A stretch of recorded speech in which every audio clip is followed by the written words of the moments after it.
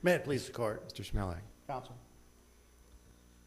I'm here today on behalf of the commission asking this court to publicly reprimand Judge Krull for acting in a matter in which his impartiality could be questioned.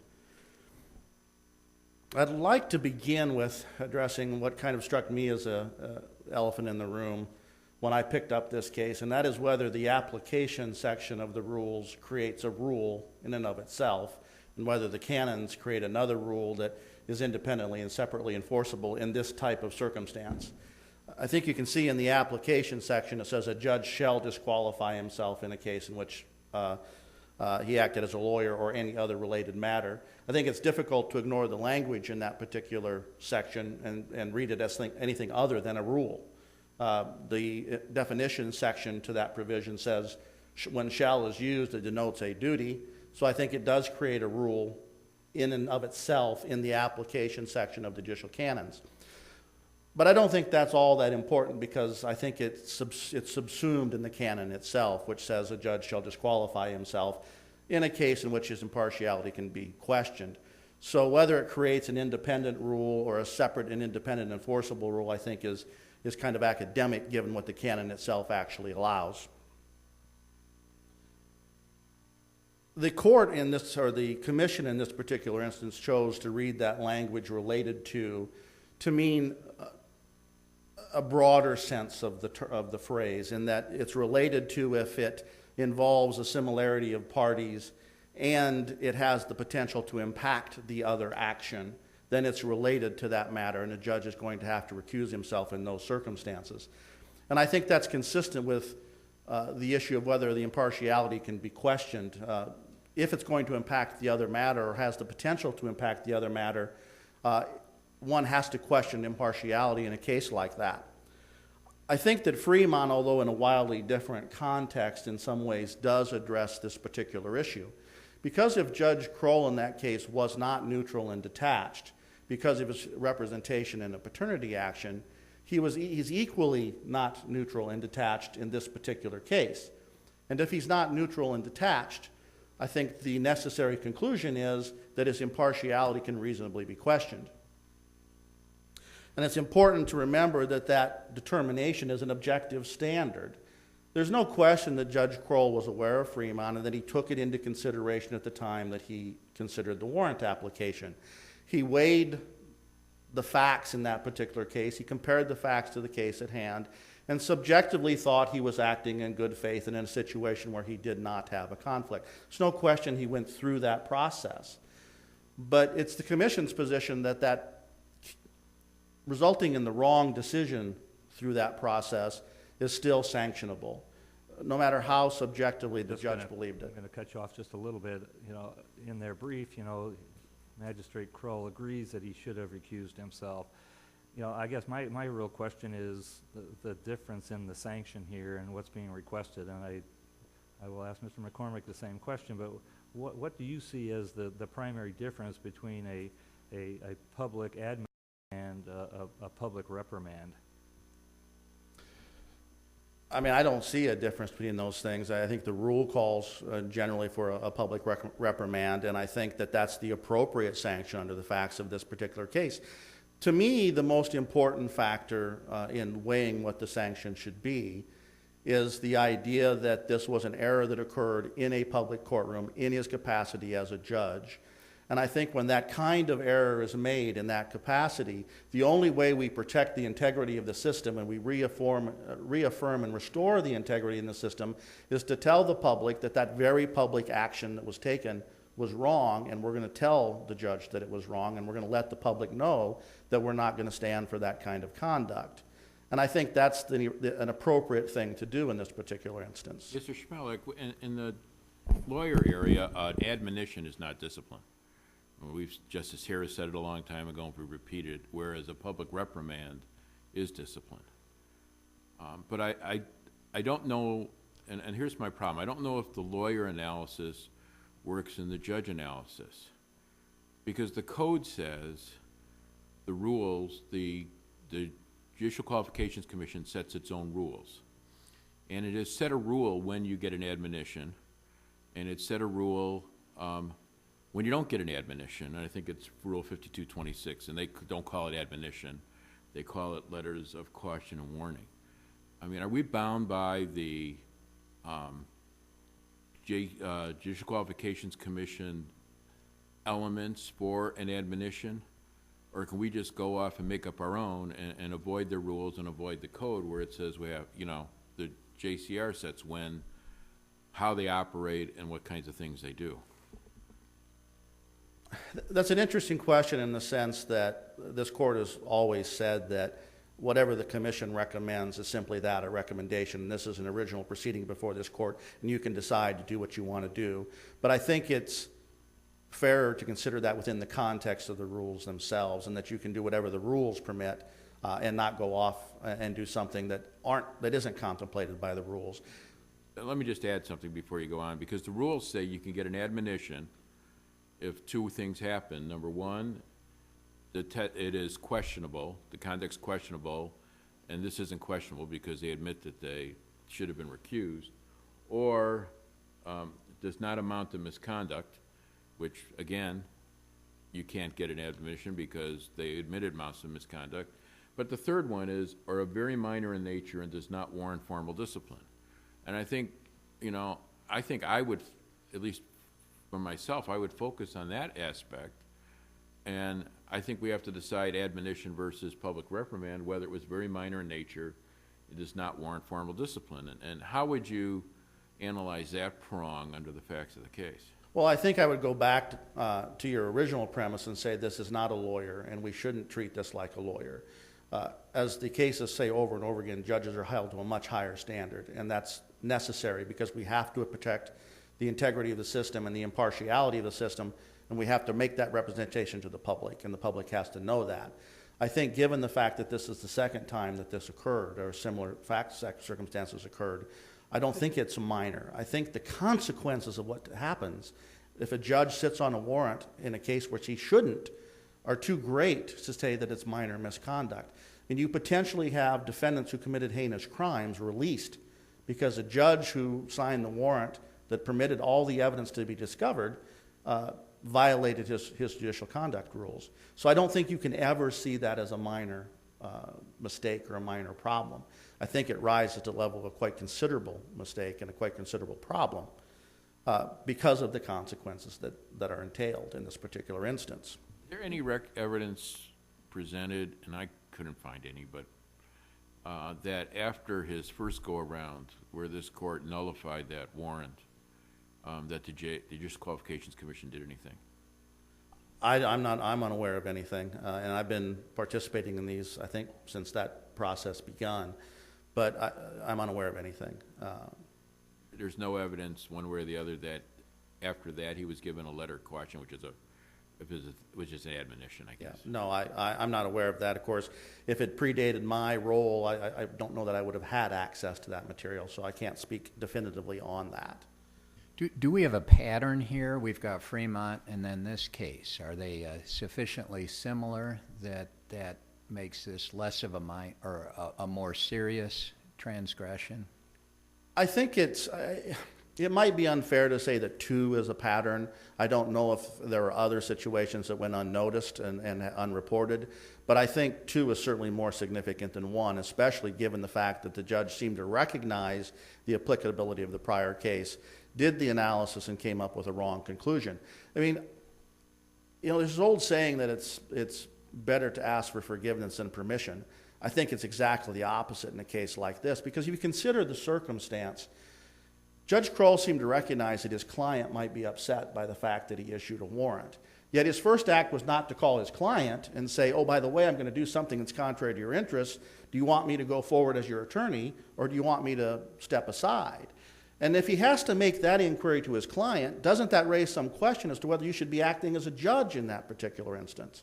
So I think that his own rationale supported recusal, and yet he failed to see that. And I think it's difficult to imagine that he couldn't have seen that as a potential problem. I mean, the idea that I'm not issuing a warrant against an opposing party, I'm issuing a warrant against my own client's residence, to me suggests a greater problem in violating not only the concerns about that case, but violating your attorney-client relationship Right, with the the client. duty of loyalty. But were his intentions good in that he wanted to save the trouble of going to the next county over in a 35-mile drive round? Is a mitigating factor in this case recognition of the rural practicalities? He's the only judicial magistrate. This warrant was not a close question. It was going to issue anyway. And isn't there a duty to sit? My concern is, and that's part of the problem in this case, and the judge's response was, I always see my first obligation as to the bench. And I think the problem is you also have a first obligation to your client.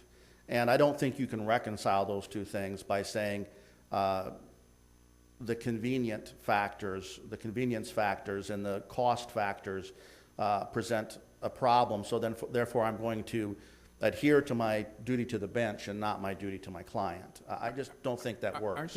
Aren't they issuing search warrants electronically? I mean, at least for the last 4 or 5 years they had, so you're talking about either faxing or making a call and, emailing and getting it back and they allow it with the signature to put on later. I think that can be maybe assumed. There aren't any discussions in the record about that in this particular case, but I would say to you that even if they weren't, it's still a problem. And that the convenience and the inconvenience that's created by having another magistrate do a warrant doesn't outweigh the ethical concerns in this particular case. Counsel, I'm sorry, were you finished with that Yes, answer? yes. Okay. I guess I want to go back to the point that Justice Zager, I think, raised earlier.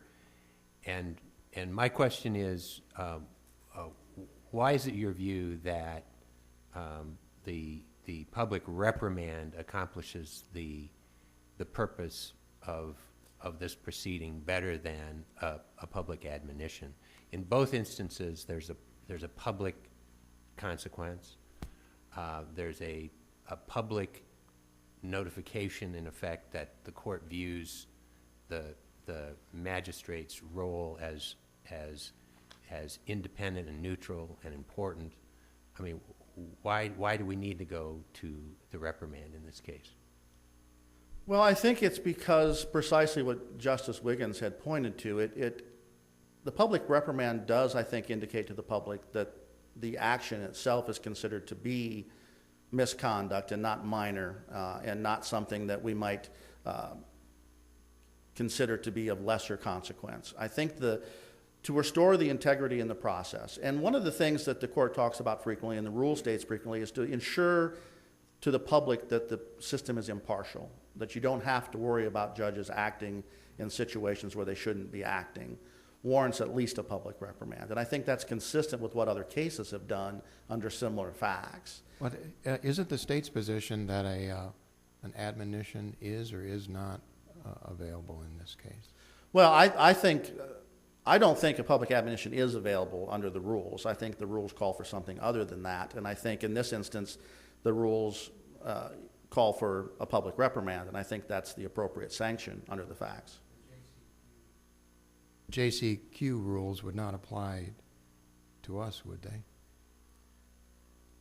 Again, I mean, I think what this court has said is this is an original action in this court, and you are free to do what is appropriate under the circumstances. But I think the rules define appropriateness, I guess, to this court. And I think it's in keeping with the system and the process for this court to apply those rules, and certainly if the JQC has acted appropriately, to apply the rules and to find what the JQC recommended to be appropriate. I think we can't ignore that their recommendation, if supported by their process and their analysis of the facts and their analysis of the legal issue, deserves some deference in a sense, deserves some support from this court. Do you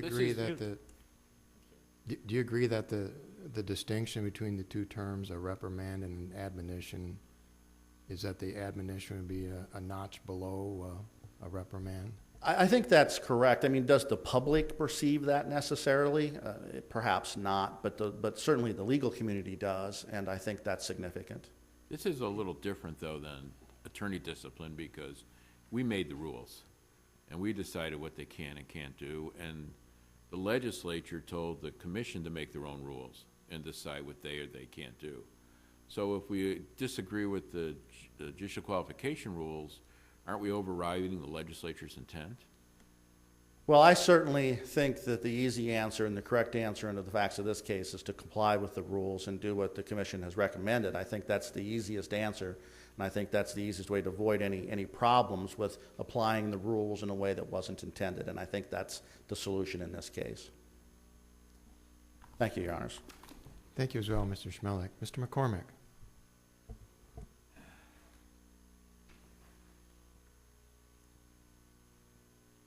May it please the court,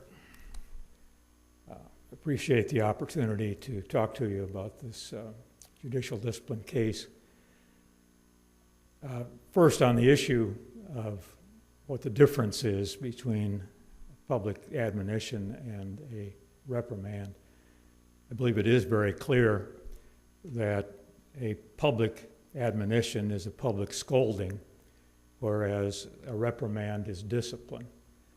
And as to the authority and the basis for the potential of issuing a public reprimand in this case, the legislature has given this court the authority and the duty to act on the application that comes from the Judicial Qualifications Commission. It's in Chapter 602, and it seems to me then the court is in a position where it can enter a decree that it believes is appropriate to the case.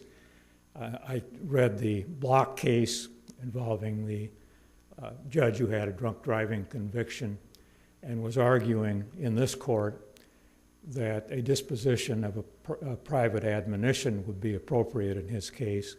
And this court, in its opinion, said it's too late because there is an application pending now in this court, and under the statute, we have to enter a decree, and that decree is going to be, in that case, public reprimand. We're talking here about a part-time magistrate. Excuse me, Mr. Yes. McCormick, if we have never said that an admonition in a judicial proceeding is not discipline. I mean, we've said that in the lawyer, Yes. but we've never said it in the judge thing. I mean, can we create an admonition and say it is discipline, but one step below a reprimand? You certainly could. I'm not sure then what the distinction would be between a reprimand and public admonition. And when you deal with the lawyer, when we say discipline and when we say reprimand and admonition, admonitions are always private in the lawyer area. They are never public. That isn't so, Your Honor. I mean, historically, it's not so. Well, I haven't found any cases where we have given a public admonition. Well, we have several. One is the Frericks case from 1976. I've got them in my brief. Saying in recent times, though. Well, the most recent, I think, is the Lyles case, which was in 1988. It may have That's been. not recent to me, maybe to you. Well, it's recent history for me. It all is a matter of context. Well, kind of going back to that whole idea, under what circumstances have we typically, or have we, I guess I'm somewhat unfamiliar with that we have in fact given this, private or even a letter of caution or warning that Justice Wiggins made reference to. Can you give me an example or a cite to any case where we've actually done that? In a judicial discipline case? Yes. No, Your Honor. I'm arguing by analogy to the Lyles case, which is the 1988 case, which I think is a pretty good analogy because it involved a part-time county attorney who was alleged in his private practice to have engaged in conduct that was a conflict with his official duties. And this court looked at the problems that exist in these situations where you've got a part-time officer. In that case, it was a county attorney. In this case, it's a part-time judicial magistrate. And the fine line that must be drawn in their conduct. This is a situation where you've got a rural practitioner. In Lyle, did they have any prior conduct that was brought to the attention of the court or the commission before the public admonition? It doesn't show in the record. There are two incidents that were involved in the Lyle case that were allegations that were made by an assistant county attorney who had been fired. But none have been, were addressed by the court or the commission. That would be the court or the disciplinary board in that case, or the commission, prior to where the county attorney may have had an idea that what he's doing is wrong. That's true. The thing about this, I think, that really got my attention in this case on the issue of sanctions is the comparison of it to the other cases in which this court has issued public reprimands against judges where there has been some allegation of violation of the canons. You've got the case involving the magistrate who wrote a letter on her letterhead to another magistrate attempting to influence the outcome of a traffic ticket. You've got a lawyer who ran an ad in a television with a picture of him in his judicial robes advertising his legal services. You have the drunk driving case. You have the conduct of a district judge in court knowing that the lawyer of an individual was in another courtroom and had a conflict and couldn't be present in the courtroom, and the judge proceeding with a hearing and cross-examining and examining one of the witnesses in the case who was that lawyer's client. Those are situations which seem to me to have a level of culpability much more serious and a different kind of conduct, which would warrant, in those cases, public disposition of the nature of a reprimand. In this case, counsel acknowledges that this part-time judicial magistrate was, at least subjectively, in good faith here in thinking that he could safely entertain a search warrant. And contrary to what he said, it wasn't in a courtroom. It was wherever the officer found the magistrate to be available at the time he presented him with the evidence. But it was a situation where the magistrate did believe that he could distinguish this from the situation where there had been an adversary who was in the home where the search warrant was executed that he issued in that Fremont case. And, you know, Judge Scholes agreed in that case at the district court level with the issuance of the warrant, saying that the evidence was overwhelming and anyone would have done it. And of course, this court on review did reverse, deciding for the first time, really, that one could not be a neutral and detached magistrate in that situation. But do the differences cut in the magistrate's favor here when he's issuing a warrant to search his own client's house, and that implicates the duty of loyalty? But what he was thinking of, really, as he has testified in the proceeding, was that he was issuing the warrant against the conduct of the 16-year-old son of the client. But as you suggest, he acknowledged his client might not be happy about the fact that he was issuing a warrant that would implicate their son potentially in a criminal charge. Now, they're litigating custody, and wouldn't the control or behavior or supervision of the son be relevant? Shouldn't he have foreseen that this could have effect on the pending private litigation he was representing the mother in? He did not think that far ahead, but I think the reason is, as he explained in his testimony, this was a situation where the son had, through essentially self-help and through just the circumstances, done what is not uncommon, as this court knows, in family law cases. Despite a joint physical care order, the son had elected to spend his time with his mother, and he had been with the mother for a period of some months. I think the record shows it was approximately a year, or approaching a year, and all that was involved in this custody matter was an application for modification on behalf of the mother to modify the physical care award so that she would have sole custody of the boy. And the way the magistrate was looking at it, he believed that it was a matter in which there really was no contest. It was a situation where the mother was seeking to have a decree that would conform the reality of the situation. It was not the typical custody case where there was a fight over who would have control of the child. As we weigh whether this is minor or more serious, what weight should we give to the order in the custody case that granted the motion to disqualify and resulted in not only a continuance but a need for new counsel to come in and get up to speed? One of the things that the ethics rules tell us at the beginning in defining their scope is that they are not intended to be used by litigants for tactical purposes in litigation. And what happened here is that 2 days before the hearing was set on this custody award, the attorney for the father amended her notice of witnesses to add the lawyer's name as a witness, purportedly to testify about the issuance of the search warrant.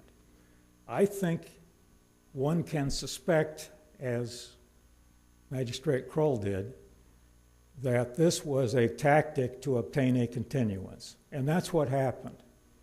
Why would the opposing counsel need testimony from the magistrate that issued the warrant in a case involving the issue of sole custody? There's no explanation in the record. And why wouldn't the attorney have listed the officer, for example, who had obtained the search warrant if she really wanted to have evidence at the hearing? I think it was tactical. Did Judge Foy rule correctly in granting the motion to disqualify? I think he correctly held that the magistrate should have disqualified himself. But I think the context in which it was done was one which really was a violation of the spirit of the canons, because this was a tactical move. Yes. Counsel, I guess what I would like to hear your comments on briefly is your view as to the significance of the Fremont matter in our determination in this case. We know at this juncture that the Fremont matter didn't result in a judicial qualifications problems so far as we know, and so is this properly viewed as an aggravating circumstance as we would in an attorney disciplinary matter, or do you view it as something that is totally irrelevant to our analysis? I don't think it's irrelevant, Your Honor, but I think it is distinguishable. And the magistrate, for good or ill, thought he could distinguish the situation. The concentration in the Fremont case was the notion of the adversary in a civil case of the magistrate in his capacity as lawyer being a resident in the home that was being searched. And in his mind, it was the adversary relationship that was involved in that case and was not involved in this case, which enabled him to distinguish one from the other. In terms of, can I go back to this Lyles case? I just read the Lyles case again, and it basically says that the county attorney's actions were questionable. It wasn't clear whether it was a violation or not because they weren't partners, which fits neatly in the judicial qualifications definition that if it's questionable, you should get a public reprimand. I mean, an admonition. Yeah. And I guess, are you arguing this is questionable, or you know, there's no line here after our last Fremont case? That's what's bothering me about the case. Well, Your Honor, I think one can read some trends or some themes in our canons which are applicable here. For example, the canons say at the beginning that not every transgression will result in discipline. They also say that lawyers should not take advantage of the rules for tactical reasons in litigation, which I think is a factor here. But they say in addition that judges have a duty to give priority to their judicial duties over their personal or extrajudicial activities. They say that judges must be available to perform their duties and should not lightly make excuses for not accepting assigned cases. So there is this spirit in the canons that they will do these things. They also say that a good faith error of law or fact should not result in discipline, or will not result in Is it a discipline. good faith error the second time? I think it is, Your Honor. I think it was a good faith error the first time, and it was a good faith error in this situation, How many good too. faith errors do people get? Well, Your Honor, we often give people more than one chance. And this is just a different quality, a different situation than exists. Is this a situation where, admittedly, this magistrate judge was attempting to do what he believed was the right thing? It was a mistake. It was not really of the same caliber of conduct that constitutes the misconduct that has warranted reprimands or reprimanded discipline in the cases. So I think this court is free to decide that a public admonition, which would be a public scolding, which would be probably publicly publicized in a small county like Worth County, is a disposition which would seem appropriate to me in this case, and that's why we argue for it. And it is less than a reprimand, doesn't have the stigma of a reprimand, would not be in the Northwestern Reporter as a reprimand, and would seem to recognize the distinction between what happened here in the usual case in which this court has found that a public reprimand or something more serious in the way of disposition is warranted. Thank you, Your Honors. Thank you as well, Mr. McCormick. Rebuttal, Mr. Cmelik?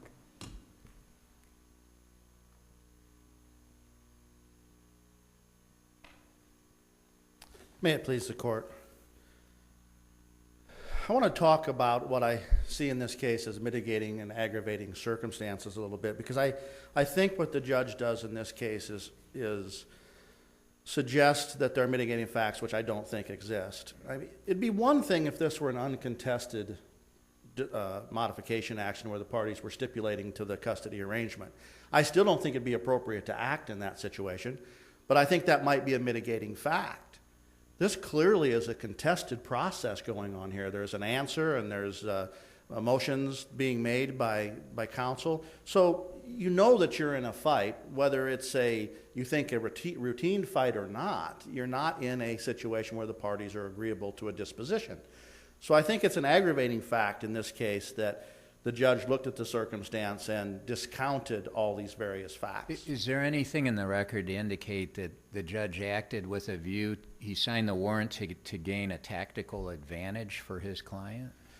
I don't think I think there's no record of that, and I think in fact it's probably the opposite. It would be to the disadvantage of his client.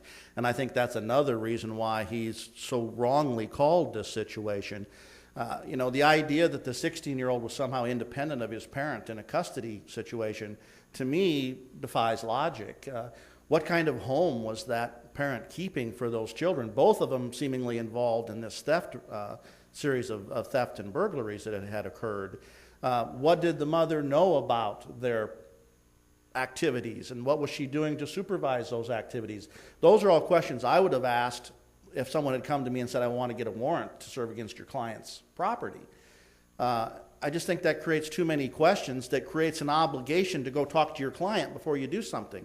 And when you have to talk to your client before you do something, you shouldn't be acting as a judge. I just think it's clear on the face of these facts that what he was doing was wrong. And I would suggest that's true independent of the Fremont case. I don't think this factual situation is all that confusing. Fremont is about a different issue, really. It's about how we view neutral and detached magistrates in the context of reasonableness in the Fourth Amendment. That may be a somewhat confusing issue, and the case law may have been all over the map before that particular instance.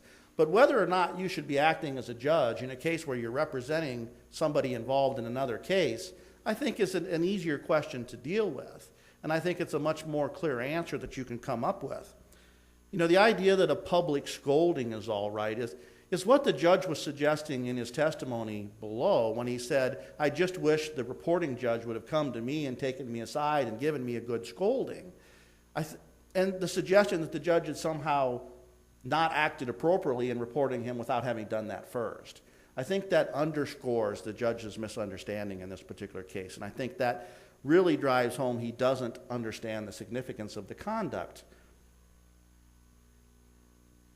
And I think it's a bit inconsistent to maintain on the one hand that this was a routine action and this is a routine modification action going on, and therefore, there was nothing to be concerned about. I just think it's inconsistent with the idea that you're issuing a warrant and you're having a contested process and somehow those things are compatible with one another. I just don't think there's any conceivable way that it could be. Let me ask a question, Mr. Cmelik. What if Judge Krull had said, all right, I'm not going to issue the warrant. You need to go to the magistrate in the next county over. Could you see the possibility of kind of buzz being in this small community that the magistrate was protecting his client by sending law enforcement away? I think either way that's a no-win situation for the magistrate. If he issues the warrant, it's going to be perceived as, well, I'm trying to avoid the appearance of impropriety. I'm trying to avoid the appearance of a bias, so I'm going to go ahead and issue the warrant. That'll look better. And I think that suggests that there's impartiality is in question. If you don't issue the warrant, then the question is, were you protecting your client? And should you be protecting your client? I just think it's a no-win situation, and I think that's why it calls for disqualification and why you just choose not to act in those situations. In my hypothetical, I was saying he would self-disqualify and say, I can't handle the matter. You need to go to the next county. Well, I think that's exactly what should have happened. And I think that to the extent that that might raise some buzz that he's protecting his client, it's the only acceptable option that he had at that point, and you have to live with the consequences as a result. Shouldn't he have learned from the Fremont case that you don't sign a warrant if you're representing a related party in civil litigation? I think the simple answer is yes. And with that, I would end my comments here today, and I thank the justices for your consideration. Thank you as well, Mr. Cmelik. In re the matter of a Krull is then now submitted, and the bailiff may adjourn court. Hear ye, hear ye. The Honorable Supreme Court of the State of Iowa is now adjourned.